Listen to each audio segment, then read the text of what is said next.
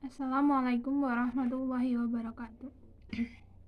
Pada kesempatan kali ini saya Erna Widiawati dengan NIM 2011-001027 dari Program Studi Administrasi Publik Universitas Aisyah Yogyakarta akan memberikan video argumentasi mengenai materi ke-6 mata kuliah Islam dan Ipteks mengenai sains, agama, dan Tuhan. Yang pertama yaitu saya akan bahas evolusi sains dalam masyarakat kuno. Pada masa lalu, orang-orang itu hanya mengandalkan mitos yang diwariskan secara turun-temurun untuk menjelaskan gejala seperti tubuh manusia yang panas karena diganggu makhluk halus, gunung meletus disebabkan dewa yang marah, para petani memuja dewa untuk keberhasilan pertaniannya. Oleh karena itu, dengan kepercayaan tersebut, masyarakat memberikan sesaji kepada para dewa agar memberikan kenikmatan seperti panen yang berlimpah, atau agar para dewa tidak marah kepada manusia sehingga adanya penyakit dan bencana. Namun demikian, seiring berjalannya waktu, penyakit, gunung meletus, gagal panen terus muncul sehingga manusia menganggap bahwa mitos tersebut tidak relevan dengan gejala-gejala di alam sekitar mereka.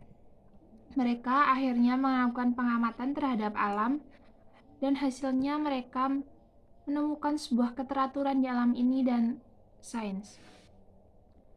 Dan muncullah sains. Setelah masa kuno, sains dalam abad pertengahan. Setelah runtuhnya kerajaan-kerajaan kuno seperti Yunani, Romawi, Mesir, dan lain-lain, kekuatan agama muncul dalam bentuk yang berbeda-beda. Agama itu baru dibawa oleh para nabi berdasarkan wahyu dari Tuhan, dan pengikutnya berkembang generasi ke generasi sampai sekarang.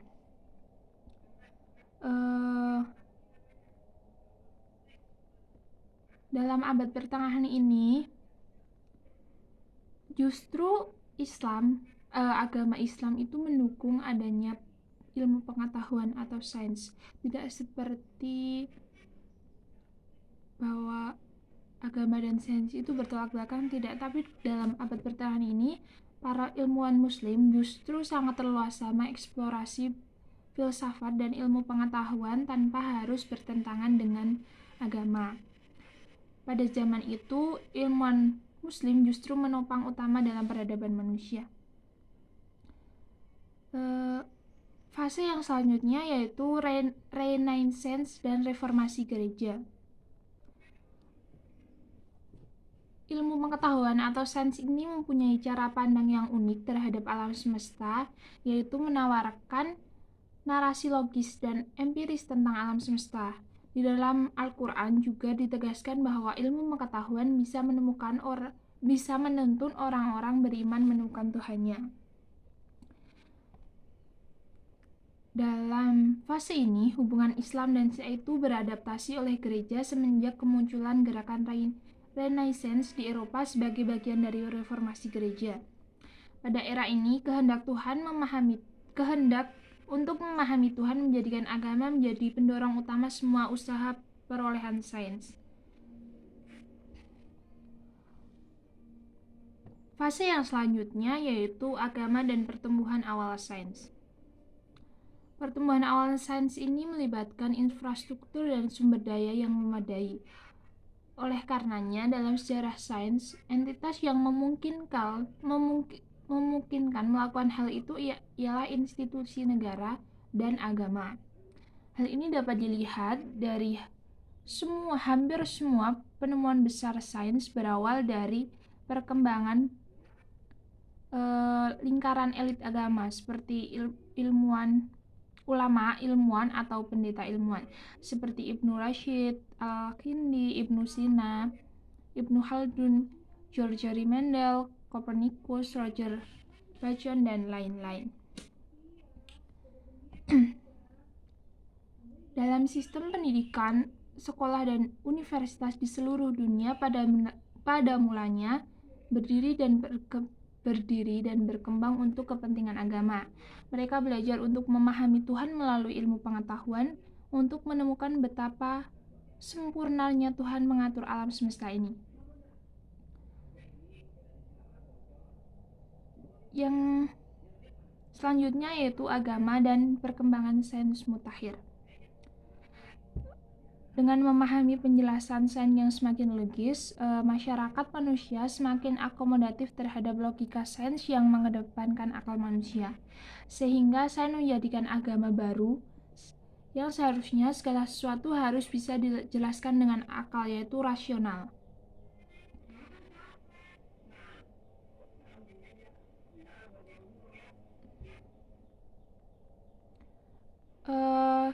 Ketika ilmu pengetahuan semakin maju, lambat laun manusia akan menyadari bahwa sains tidak hanya bisa menjelaskan sebagian fenomena alam, melainkan seharusnya bisa digunakan untuk menjelaskan seluruh fenomena yang ada di alam.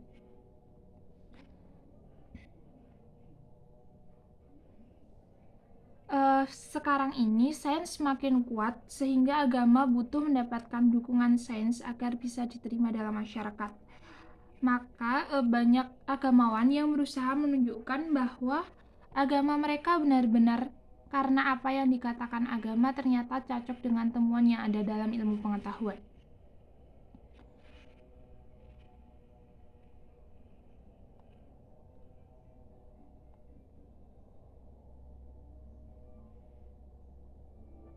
Semua ilmu yang ada di dunia sekarang ini sangat ada hubungannya dalam agama-agama seperti ilmu biologi, ilmu fisika, ilmu biologi yang menjelaskan tentang bagaimana manusia terbentuk, juga dijelaskan dalam Al-Quran.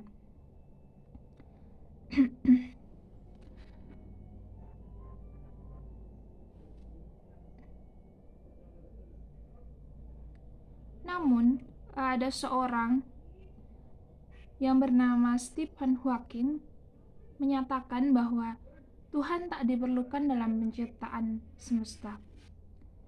Sehingga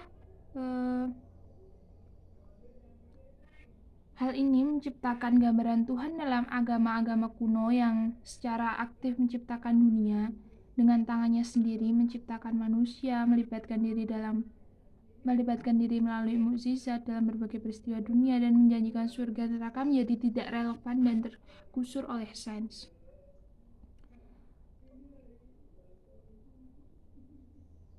Jika ilmu pengetahuan sudah membuang Tuhan sebagai aktor yang mengatur dunia, apakah Tuhan akan dilupakan? Apakah agama akan tamat? Dalam Al-Quran disebutkan dalam Quran surat At-Tur ayat 35 yang berbunyi A'udzubillahi minasyaitonirrajim Am khuliqu min ghairi syai'in am humul khaliqun, yang artinya atau apakah mereka tercipta tanpa asal usul ataukah mereka yang menciptakan diri mereka sendiri. Hal ini membantah secara logika agnostisisme seperti itu, yang bahwa tidak ada Tuhan di dunia ini. Nah, kesimpulan dari materi ke-6 ini adalah bahwa sebenarnya agama dan sains itu dapat berkembang secara bersamaan dan dapat mendukung satu sama lain tanpa menimbulkan perpecahan dalam manusia. Jika kita melihat sekarang ini bahwa sains dan agama itu bertolak belakang, seperti halnya bahwa dalam ilmu pengetahuan atau sekarang itu muncullah teori-teori konspirasi bahwa manusia itu hanyalah